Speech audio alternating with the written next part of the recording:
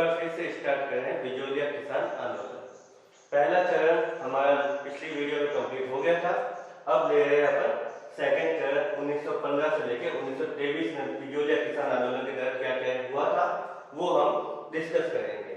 सबसे पहले देख लेते हैं कि बिजोलिया किसान आंदोलन का प्रथम चरण जो है वो कहाँ खत्म हुआ था। जब राव पृथ्वी सिंह की मृत्यु हुई थी और राव केसर सिंह जो था वो नाबालिग था, तब बिजोलिया का जो ठिकाने का जो प्रशासन था वो सीधा कोर्ट ऑफ वर्ड्स यानी कि मेवाड़ सरकार के अधीन चला गया था।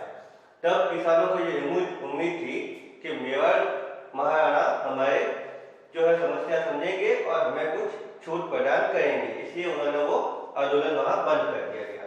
लेकिन बाद में क्या हुआ, जब मेवाड़ प्रशासन ने भी किसानों की अनदेखी की तो धीरे धीरे फिर आंदोलन का सेकंड चरण स्टार्ट होता है। लेकिन इस सेकंड चरण में ये होता है कि जो ये स्थानीय नेता थे उनकी जगह पे अब थोड़े बड़े नेताओं के पास नेतृत्व गया और उस बड़े नेताओं ने पूरे देशव्यापी नेताओं से संपर्क स्थापित किया, नेशनल लेवल के नेताओं से, है ना। पथिक जी विजय सिंह पथिक है, वो इस आंदोलन से जुड़े, ठीक है, अपने राज्य स्तर के बड़े नेता है और वो आगे जाके कांग्रेस को भी अंदर इन्वॉल्व करते हैं, गांधी जी को, लोकमान्य तिलक को, ऐसे बड़े नेताओं का साथ बिजोलिया किसान आंदोलन को मिलता है, ठीक है।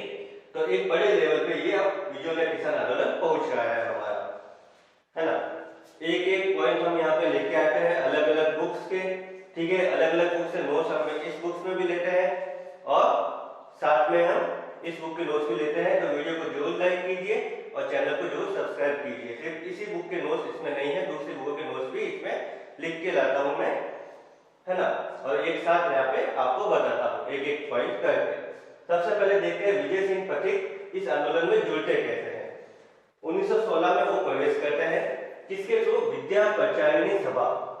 विद्या प्रचारिणी सभा से विजय सिंह पथिक जुड़े हुए होते हैं और इसी सभा की एक शाखा चलाते हैं हमारे साधु सीताराम दास, है ना, मेवाड़ में।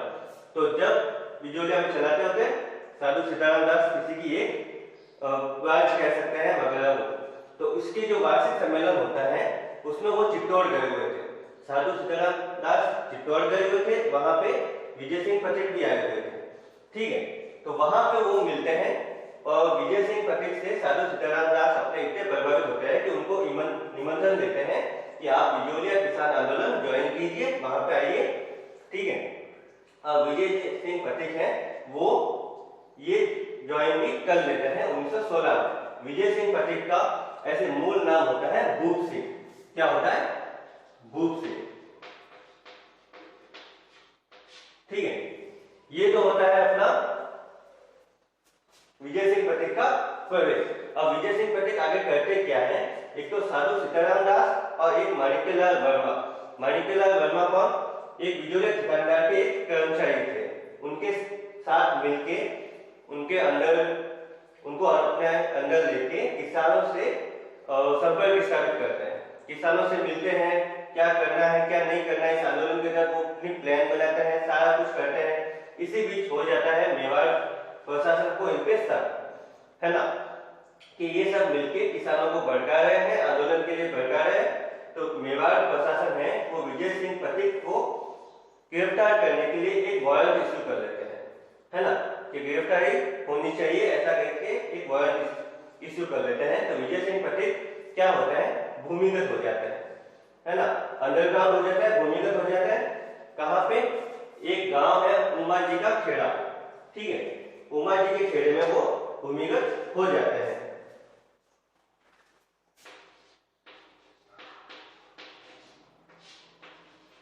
ये होता है गांव उमा जी का खेड़ा और वहीं रह के अपने किसान आंदोलन के सारे कामकाज करते हैं, यानी कि सेंटर केंद्र बिंदु अब बन जाता है उमा जी का खेड़ा, क्योंकि विजय सिंह पथिक वही है, सारे काम वहीं से होते हैं, ठीक है। और वहीं पर रहते हुए 1917 में किसकी पंचकोट, कौन सा? उपरमार्ग पंचकोट की स्थापना करते हैं, है ना, उपरमार्ग पंचकोट की स्थापना करते हैं, जिसके सरपंच वो बनाते हैं मन्ना पटेल को। किसको? मन्ना पटेल को वो सरपंच बनाते हैं, ठीक है। और वहीं से सारा कामकाज आगे देखते हैं। अब आगे होता ये है कि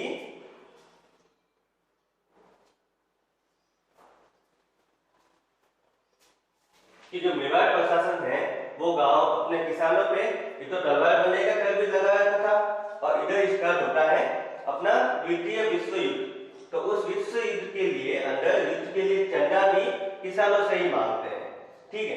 तो इससे भी वो परेशान हो गए, और बाद में क्या किया उन्होंने कि एक किसानों के एक प्रभावशाली नेता थे किसान नारायण पटेल। एक प्रभावशाली किसान थे जिसकी अपने सभी किसान वगैरह उनको एक आदर्श पुरुष मानते थे या अपना एक प्रभावशाली थे, ठीक है। उनको बेगार के लिए वो फोर्स करते हैं कि आप बेगार कीजिए, ठीक है। तो नारायण पटेल बेगार के लिए मना कर देते हैं, तो उनको कर लेते हैं जेल में बंद, ठीक है। इनको कर लेते हैं जेल में बंद। तो जब ये सूचना मिलती है कि नारायण पटेल को अपने ठिकाने वालों ने गिरफ्तार कर लिया है, तो सारे किसान, लगभग 2000 किसान वहां पे आंदोलन करने आते हैं या वगैरह उनको छुड़ाने के लिए आते हैं, जिससे ठिकानेदार घबरा जाता है 2000 किसानों को देख के वगैरह, और बाद में नारायण पटेल को छोड़ दिया जाता है, ठीक है। और जब नारायण पटेल को छोड़ दिया गया तो उपरवास में किसानों की ठाक जम गई कि हाँ भाई, हम भी कोई भी साथ मिलके किसी भी फैसले को अपन पलटवा सकते हैं, ठीक है। ये हुआ था किसान नारायण पटेल के किसान। अब आगे क्या है, आगे पथिक जी तिलक को एक पत्र लिखते हैं, ठीक है। ये जो भी इतने जुर्म हो रहे होते हैं, सबको कैद कर रहे होते हैं, सब किसान नेता को जेल में डाल रहे होते हैं, तो पथिक जी एक पत्र लिखते हैं लोकपाल तिलक को, ठीक है, कि ऐसा ऐसा सब जुर्म हो रहे हैं, किसान नेता को जेल में डाल रहे हैं, अनेक अत्याचार हो रहे हैं। तो तिलक जी क्या करते हैं, बाद में तिलक जी वापस करते हैं, महाराणा फतेह सिंह जी को एक पत्र लिखते हैं, और पत्र में ये कहा जाता है कि मेवाड़ हमेशा से स्वतंत्रता का पुजारी रहा है। तो मेवाड़ महाराणा से ये उम्मीद नहीं है कि जो नेता अपनी स्वतंत्रता के लिए संघर्ष कर रहे हैं उनको भी जेल में डाल दिया जाए, ठीक है। तो ये पत्र पढ़ के फतेह सिंह जी हैं वो वापस किसान नेताओं को आजाद कर लेते हैं, वगैरह छोड़ देते हैं, है ना। जिनमें कौन थे, साधु सीताराम दास और प्रेमचंद बीर, जिनको गिरफ्तार किया था उनको छोड़ दिया जाता है। और किसान अब आगे पूरी चुनौती देते हैं अपने, एकदम फिक्स कहते हैं कि हम बेगार नहीं करेंगे और ना ही ज्यादा लगान देंगे, लागे देंगे, ठीक है।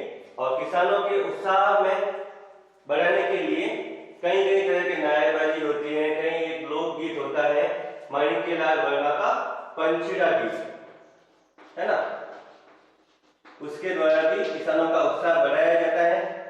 वर्मा जी लिखते थे, माणिक्यलाल वर्मा, ठीक है, उनका उत्साह बढ़ाने के लिए ये गीत गाया जाता है वगैरह।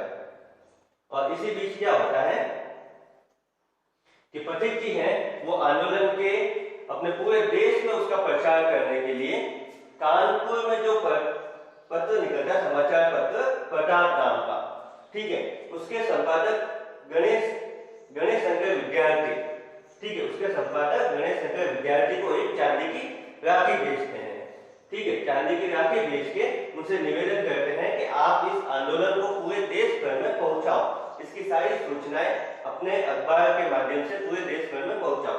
तो ये गणेश शंकर विद्यार्थी जो है एक अलग ही कॉलम निकाल देते हैं बिजोलिया किसान आंदोलन के नाम का, और उसमें हर एक समाचार इसमें कंटिन्यू देते हैं, जिससे होता यह है कि अब बिजोलिया किसान आंदोलन जो है उसके समाचार पूरे देश में जाने लगते हैं, ठीक है। हर कोई बिजोलिया किसान आंदोलन से परिचित हो जाता है कि अपने बिजोलिया में इस तरह का आंदोलन चल रहा है, ये चीजें हो रही है, ठीक है। अब उसके बाद ये होता है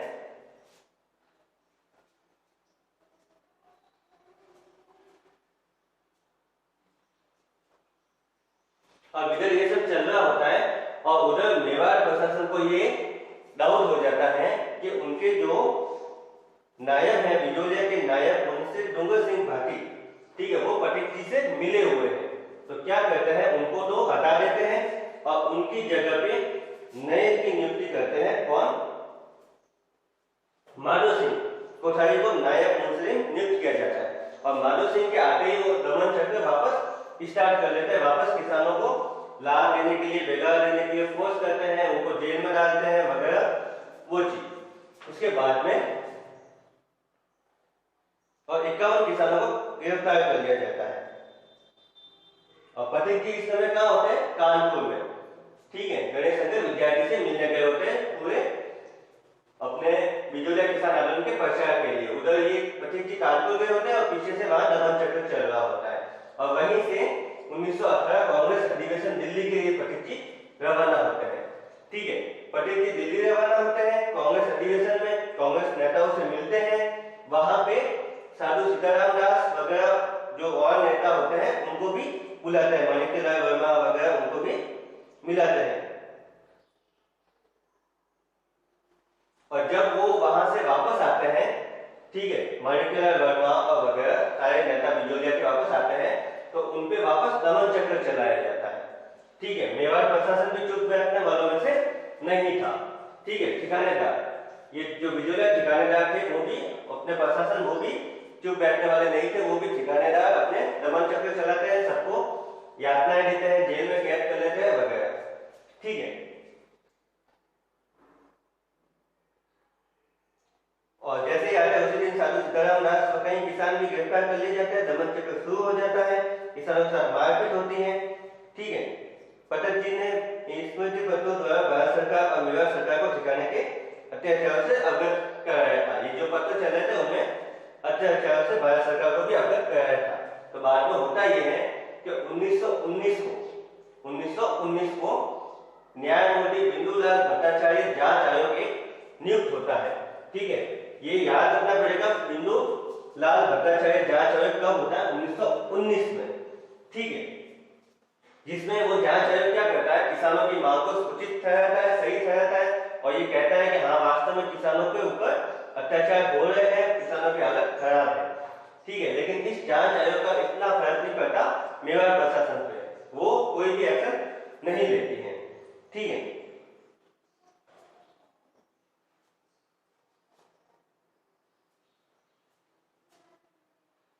इसने ये सब सिफारिशें दी थी, लेकिन मेवाड़ सरकार ने आयोग की सिफारिश पर कोई निर्णय नहीं लिया। और बाद में जब नहीं लिया तो किसानों ने क्या किया कि हम अपनी सिंचित भूमि का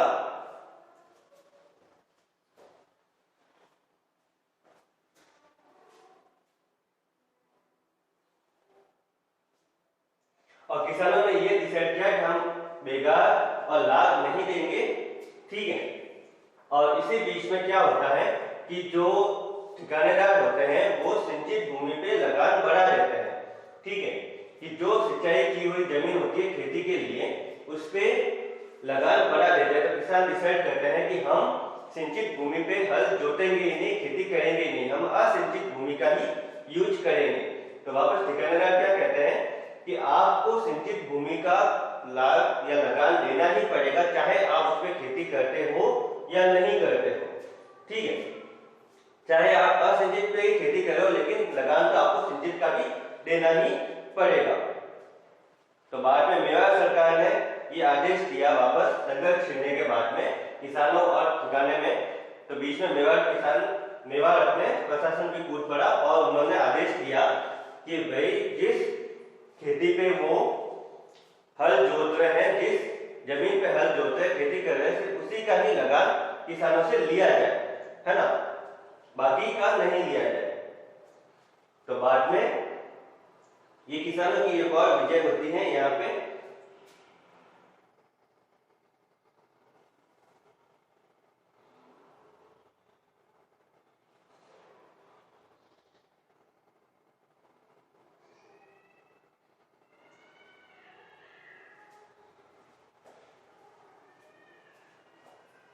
और इसी बीच क्या हुआ, पथिक जी महात्मा गांधी से मिलने बंबई जाते हैं। ठीक है, बंबई जाते हैं, बिजोलिया किसान आंदोलन से उनको अवगत कराते हैं, उनसे सहायता मांगते हैं। गांधी जी हैं वो अपने मालवीय जी को भेजते हैं। ठीक है, मदन मोहन मालवीय, देसाई जी वगैरह को भेजते हैं, लेकिन उनके प्रयास सफल नहीं होते हैं। वो भी वहां पे आश्वासन देते हैं, गांधी जी वगैरह अपनी हेल्प भेजते हैं, लेकिन ज्यादा सफलता वहां पे नहीं मिलती है। तो फिर उसी अपने मुंबई की यात्रा के दौरान ही एक क्या डिसाइड करते हैं कि एक वर्धा से एक समाचार पत्र निकाला जाए। ठीक है, अपनी बंबई यात्रा के दौरान ही वो डिसाइड करते हैं कि एक वर्धा से समाचार केसरी निकाला जाए, ठीक है, जिसकी आर्थिक जिम्मेदारी कौन लेगा?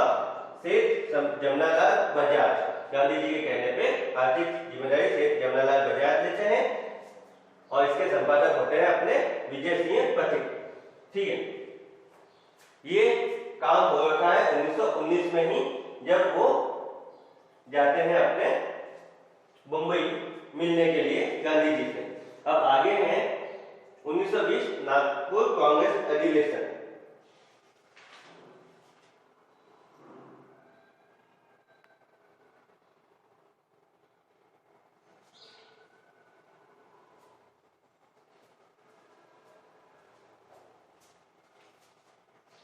ये जब अखबार चला था राजस्थान केसरी वर्धा से, जिसके आर्थिक जिम्मेदारी से जमनालाल बजाज ने उठाई हुई थी, तो बाद में इसमें यह होता है कि पथिक जी और बजाज जी के बीच में कोई ज्यादा तालमेल नहीं बैठता, तो पथिक जी वहां से अजमेर चले जाते हैं, ठीक है, अजमेर चले जाते हैं। और इसी बीच नागपुर कांग्रेस अधिवेशन में जाके कौन कौन, पथिक जी, सीताराम दास और रामनारायण चौधरी वगैरह किसान नेता बिजोलिया सत्याग्रह के गांधी जी से मिलते हैं और असहयोग आंदोलन के संबंध में आशीर्वाद प्राप्त करते हैं। और इसी बीच जो अपने पथिक जी हैं अजमेर में राष्ट्रीय सेवा संघ की स्थापना करते हैं, राष्ट्रीय सेवा संघ की स्थापना करते हैं और अजमेर से एक पत्र नवीन राजस्थान इश्यू करते हैं। एक और समाचार पत्र की स्थापना हुई है, शुरू किया गया है पथिक जी द्वारा राष्ट्रीय सेवा संघ अजमेर का संगठन करने के बाद, जिसका नाम था नवीन राजस्थान पत्र। अजमेर से ये इश्यू किया गया था, अजमेर से, ठीक है। अब एक तरफ पथिक जी जो थे वो बिजोलिया किसान आंदोलन को पूरे का प्रचार पूरे देश में कर रहे थे, पूरे देश में इस आंदोलन को पहुंचा रहे थे। दूसरी तरफ क्या था, किसान ना लाभ दे रही थी, ना बिगाड़ कर रही थी, ना लगान दे रही थी, कुछ भी नहीं कर रही थी, तो इससे राज्य की आय को एक धक्का लगा था। राज्य की आय बहुत ही कम हो गई थी, राज्य पे बहुत सारे खर्चे बढ़ रहे थे, ठीक है। और मेवाड़ प्रशासन पे पूरे देश पर से प्रेशर भी बन रहा था, कांग्रेस का, भारत सरकार का वगैरह का, कि भाई आप जल्दी से जल्दी ये आंदोलन दबाइए, आंदोलन बंद कीजिए, ठीक है। और उन्होंने अर्जुनलाल सेठी को भी इस आंदोलन से जोड़ दिया गया था। किशन आता है अर्जुनलाल सेठी भी बिजोलिया किसान आंदोलन से जुड़े हुए थे, याद रखना है, ठीक है, इसलिए यहाँ पे पॉइंट लिखा हुआ है। जब पूरा प्रेशर बनता है तो ठिकानेदार तो अपना समझौता करना चाहते हैं, लेकिन जो अपने वो कामदार होते हैं ना, ठिकानेदार, ठीक है, कर्मचारी, वो होने नहीं देते। यानी कि बिजोलिया के ठिकानेदार तो अब समझौता करना चाहते हैं, लेकिन उनके कामदार समझौता होने नहीं देते। लेकिन भारत सरकार ने प्रेशर दे दे के अपने दबाव बनाना स्टार्ट किया कि इसको जल्दी से जल्दी आंदोलन को दबाया जाए। और उन्होंने अपना एक एजेंट नियुक्त था, राजपुताना में एक एजेंट नियुक्त था, ठीक है, हॉलैंड, उसको इसके लिए नियुक्त किया कि आप जाइए और किसानों से मिलिए, रिपोर्ट बनाइए, जो भी है हम उसको, और जो भी करके सुलह कीजिए और अपने किसान आंदोलन को यहाँ पे खत्म कराइए। तो एजेंट हॉलैंड जो है वो अपने पूरे समूह के साथ 4 फरवरी 2022 को बिजोलिया पहुंचता है। माणिक्यलाल वर्मा जो है, ठीक है, वो राष्ट्रीय सेवा संघ यहाँ पे नेतृत्व करता है, जिसके लीडर होते हैं माणिक्यलाल वर्मा। यानी कि अब एजेंट हॉलैंड मिलेगा राष्ट्रीय सेवा संघ से, है ना। राष्ट्रीय सेवा संघ के ये 4 नेता वहां पे उपस्थित होते हैं। माणिक्यलाल वर्मा मैन ये होते हैं, मोतीचंद पटेल, नारायण पटेल किसान नेता और रामनारायण चौधरी जो राष्ट्रीय सेवा संघ के एक मंत्री होते हैं। इन दोनों की मीटिंग होती है अपने एजेंट हॉलैंड और राष्ट्रीय सेवा संघ की, जिसमें किसान अपने सारे मांगे रखते हैं वगैरह, सारे उनको अपनी परेशानियों से अवगत कराते हैं एजेंट हॉलैंड को। और जब एजेंट हॉलैंड अपनी रिपोर्ट भेजता है वगैरह, तो यहाँ पे भारत सरकार के प्रेशर के अपने अंतर्गत मेवाड़ जो है बिजोलिया किसान आंदोलन जो है, बिजोलिया मेवाड़ प्रशासन वो बिजोलिया किसानों के 35 लाखें माफ कर देती है। कितनी? 35 लाखें माफ करती है, किसानों के मुकदमे वापस लेती है और किसानों की जमीनें पुनः उन्हें सौंप देती है। ये 3 अपने मांगे उनकी मान ली जाती है। एक तो क्या 35 मांगे लागे उनकी माफ की, 35,000 की लगान माफ की। जो 84,000 पहले दी जाती थी, अब 35 माफ हो चुकी है। मुकदमे जो चल रहे थे किसान नेताओं के, वो वापस लिए जाते हैं, जमीन पुनः उनको सौंपी जाती है। और इस ढंग से ये एक बड़ी विजय के साथ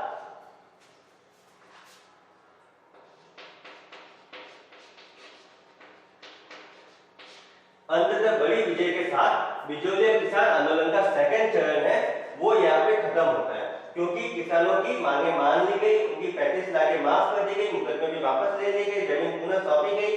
तो किसानों की एक बड़ी विजय थी और किसानों ने अभी बिजोलिया किसान आंदोलन एक बार फिर से बंद कर दिया। ये इसका सेकंड चरण था। आपको डिटेल पसंद आई हो, वीडियो पसंद आई हो, जरूर लाइक कीजिए और चैनल को भी जरूर सब्सक्राइब कीजिए। अगले में पढ़ेंगे कि ऐसी क्या वजह रही कि वापस किसान आंदोलन बिजोलिया में स्टार्ट हुआ, इसका थर्ड चरण स्टार्ट हुआ। इतनी बड़ी विजय के बाद भी जहां ये पूर्णतः खत्म हो जाना चाहिए था, क्या वजह रही कि वापस स्टार्ट हुआ, वो पढ़ेंगे अपन थर्ड चरण में, है ना। लास्ट चरण होगा वो उसमें बिजोलिया किसान आंदोलन का। तो आज के लिए इतना ही सेकंड चरण में। एक स्क्रीनशॉट ले लीजिए, पूरा यहीं पे है आपके नोट सेकंड चरण के। Thank you.